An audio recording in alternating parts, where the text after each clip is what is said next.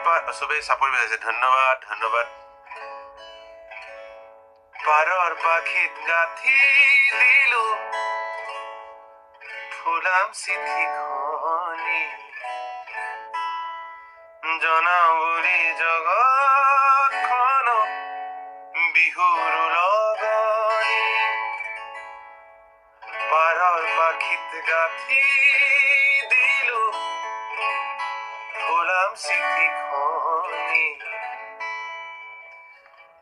জনাও বুলি জগতখনক বিহুৰ লগনি।